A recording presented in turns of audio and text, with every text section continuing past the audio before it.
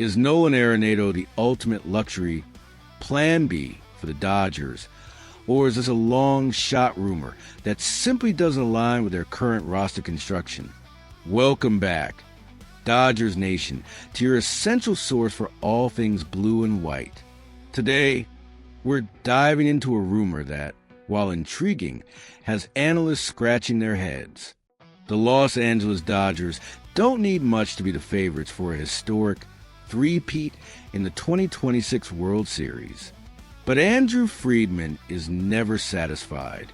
Ultra-recent news published yesterday, November 27, 2025, places the Dodgers once again in the orbit of one of baseball's biggest names, Nolan Arenado, the all-star third baseman for the St. Louis Cardinals. With the Cardinals officially in sell-off mode, Arenado is available, and his well-known desire to play for a contender and return to California makes him an attractive, albeit complicated, target. However, the analysis from Nelson Espinal and Mike Petriello of MLB.com quickly categorizes this potential move as a long shot. Why? Because despite the star power of Arenado, the Dodgers already possess a third baseman who, statistically, is far superior offensively at this point in their careers, Max Muncy. The Arenado rumor isn't about replacing Muncy with better talent. It's about addressing a different, more subtle concern, durability. This isn't a straightforward upgrade. It's a strategic consideration of depth and injury history. To truly understand the Dodgers' rumored interest, we need to look at the medical report. Max Muncy is the offensive heart of the infield, a power bat who can change a game with one swing. However, his body has been failing him. In 2025, Muncy missed significant time with a knee contusion and an oblique strain, limiting his availability during the crucial title run. At 35 years old in 2026, Muncy isn't getting any younger. The considerable wear and tear from deep playoff runs year after year is a very real concern for the front office, who prioritize player health and availability above all else. A trade would only make sense if the Dodgers are concerned about how much time Max Muncy has missed, even though Muncy is a far superior hitter at this point in his career, argues Petriello. This is the key. Acquiring Arenado would be an implicit admission that the Dodgers don't fully trust Muncy to endure a full 162-game season plus a deep playoff run. It would be a $37 million insurance policy, a luxury depth move designed to safeguard against potential injury and ensure consistent production at the hot corner. Nolan Arenado is not the same player who once terrorized the league at Coors Field. His bat has taken a step back. In 2025, he had the worst offensive season of his career, posting a .237 batting average and a .666 OPS. However, his defense remains elite.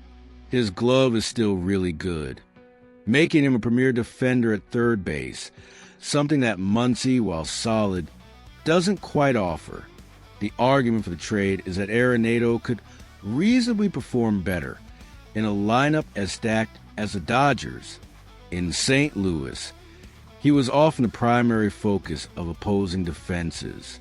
In Los Angeles, batting 6th or 7th behind the likes of Ohtani, Betts, and Freeman, he would see significantly better pitches.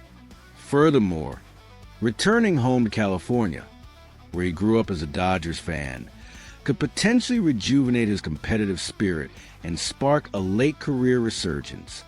Arenado's contract, once considered an albatross, now appears manageable.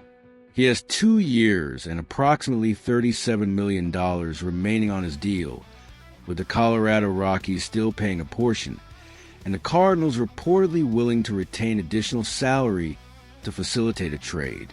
Given his offensive decline and the Cardinals' desire to clear payroll, the price and prospects would likely be low. The Dodgers would need to surrender a top-tier prospect like Dalton Rushing or Josue DePaula. A package of mid-level prospects or an expendable bullpen arm could potentially get the deal done, making it a low-cost acquisition for a high-profile name. The article concludes that the infield is a low priority for the Dodgers. Friedman's primary focus remains on acquiring an elite starting pitcher, such as Roki Sasaki or Blake Snell, and perhaps an outfielder like Kyle Tucker.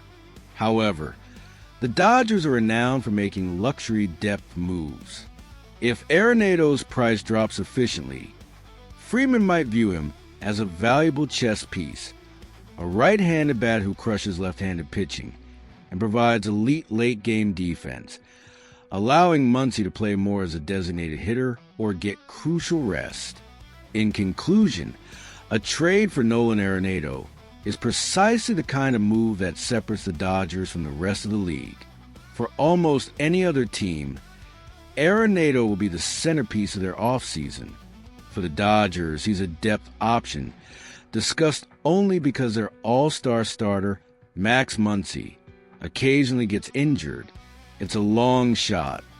But if it happens, it will be the definitive proof that the Dodgers are playing a different game, a game of unparalleled depth and strategic foresight. What do you think, Dodgers Nation? Is Nolan Arenado the perfect insurance policy for Max Muncy, or is this a luxury the Dodgers don't truly need? Let us know your thoughts in the comments below. Don't forget to hit that like button if you're excited about the possibilities, and subscribe to the channel for all the latest Dodgers news and analysis. We'll see you next time.